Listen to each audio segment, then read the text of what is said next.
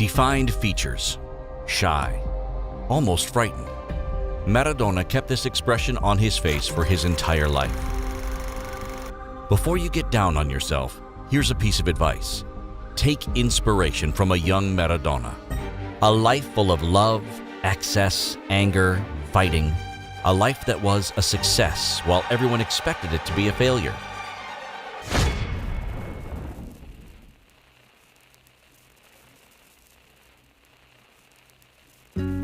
It was in poverty that Diego Armando Maradona first saw the light of day in October 1960. He grew up in Villa Fiorito, a slum in the Buenos Aires suburbs. The houses were collapsing and no one collected the garbage. Drugs and violence were always present in Maradona's surroundings. Diego Sr. worked in a factory to try and earn enough money to feed his family, while Donna Tota, his wife, looked after and educated their 7 kids. His mother's behavior concerned Diego. Very often, when they'd sat down for a meal, Donna Tota complained about having a stomachache, a pain that could be so intense it even stopped her from eating. At least, that's how it seemed. She never had a stomachache. She just wanted us to eat.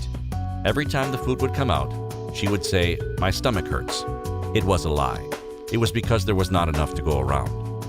Another sacrifice Diego's parents made was buying this ball for their son's 3rd birthday.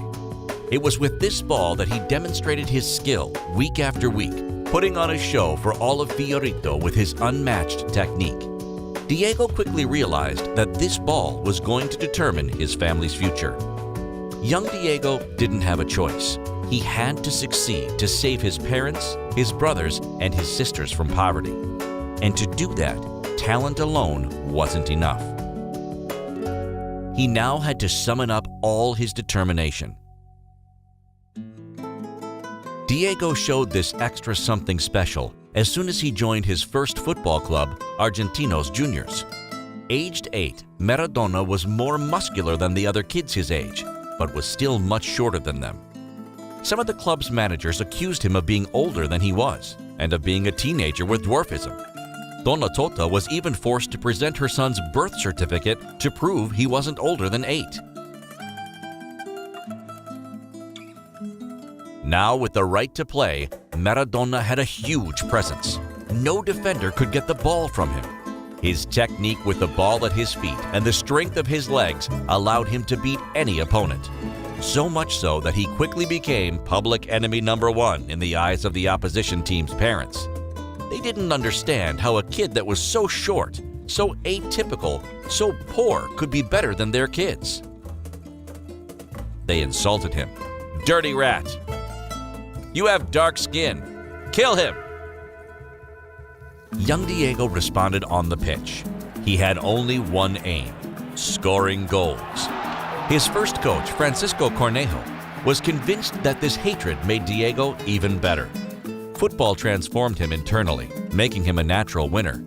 As competitive at 12 years old for a soda than at 25 years old for the World Cup. The club Argentinos Juniors wanted to make Maradona an even stronger player. Young Diego had to double down on his training sessions. His father, who got up at 5 a.m. every morning to go to the factory, crossed Buenos Aires every afternoon to take his son to the training ground. A journey that took Diego Sr. and Jr. hours navigating from one bus to another. When he turned 15, the club decided to house Diego in an apartment near the stadium so he could train more easily. It's at that moment that Diego received his first paycheck. Proud of earning this money by himself, he decided to buy his parents a television as a first purchase. At 15, Diego became like another father for us. He made our day-to-day lives much more comfortable. Maradona knew he had to become one of the best if he wanted to be able to pay for a new house for his parents. And to become the best, he'd have to move into the pro ranks. 10 days before celebrating his 16th birthday, Maradona became the youngest player in history to play in the Argentine First Division. The crowds were already singing his name. A few moments after coming onto the pitch, Diego did a memorable nutmeg. The crowd sang his name even louder. Maradona scored his first professional goal 2 weeks after celebrating his 16th birthday. Argentina had found its greatest young talent.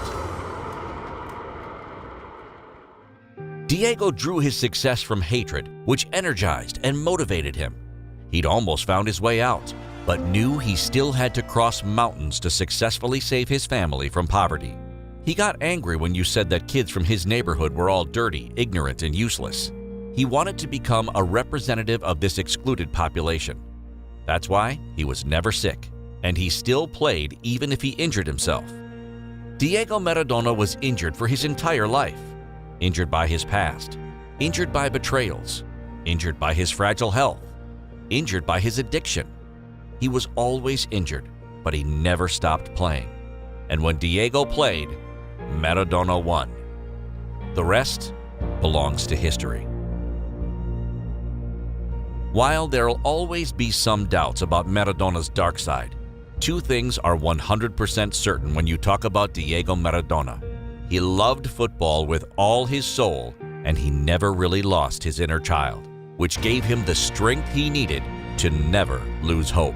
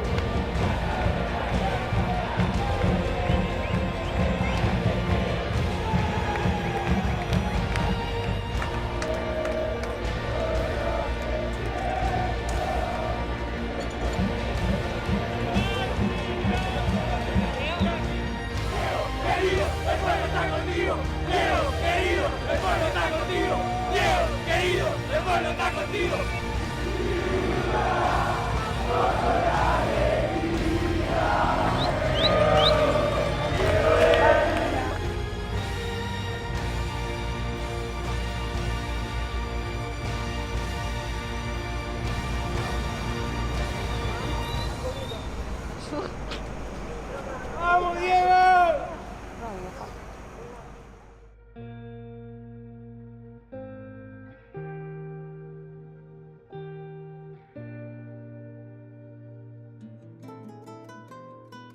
Thank you for watching this video. If you enjoyed it, don't forget to leave us a like and please subscribe to the channel. Now, the voice is yours. Give us your ideas for new videos in the comments.